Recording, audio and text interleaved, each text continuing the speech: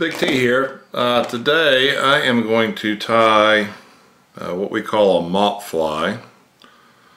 This is kind of one of those flies that you feel a little bit embarrassed using because it's a simple tie. It uses some unconventional materials, but the bottom line is it catches a lot of fish, so we're going to roll with it. I've got a UTC 70 denier olive thread, and I've got a 3.25 countersunk tungsten bead and a black nickel with a wide gapped nymph hook here. Also can be used for dry flies, great dry fly hook. A customer I was guiding the other day asked me why I did not tell what manufacturers I was working with the hooks and beads, and selfishly that's because I'm in the process of putting together my own line of hooks and tungsten beads. So shortly we will have descriptions out on what hooks I'm using.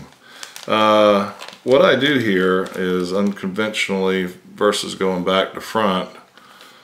I'm going to take some Hairline, it's a light olive UV ice dubbing. I'm a big fan of the UV dubbings. I'm going to be pretty generous with my dubbing rope on this.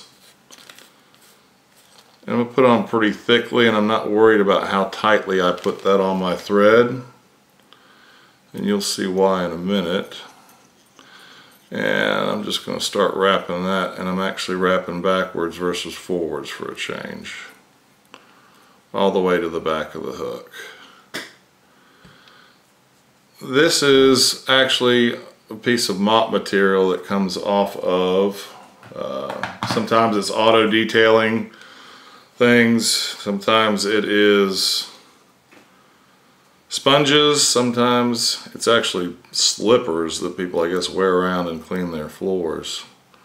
But this particular one was a tan that I dyed an olive color.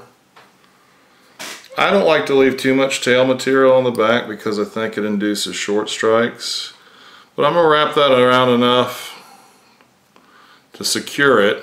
The dubbing actually helps it from twisting too much because this will have a tendency to roll. And then I'm going to also secure it up front behind the bead and come back underneath here.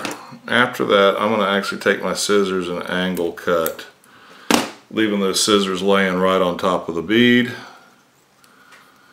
and try and trap these fibers down, at least enough of them where it's not going to fray on me, and that looks good there.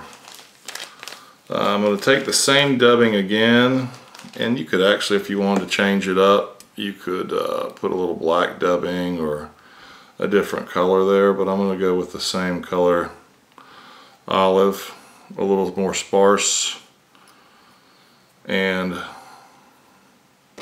throw it there. There are other ways to tie it. In fact, I encourage you, Gordon Vanderpool, if you haven't subscribed to his fly tying channel, ties this in a different variation, and is a fantastic tyer and fisherman. He's probably the preeminent Euro nymphing teacher that I know in the country. So one of the Team USA youth coaches. Look to his channel as well.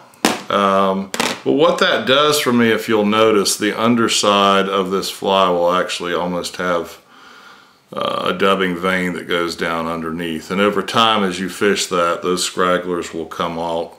You can probably, if you wanted to take the time, even run a dubbing brush through there to pick some of those fibers out. You can be even more generous than I was with that dubbing loop that you do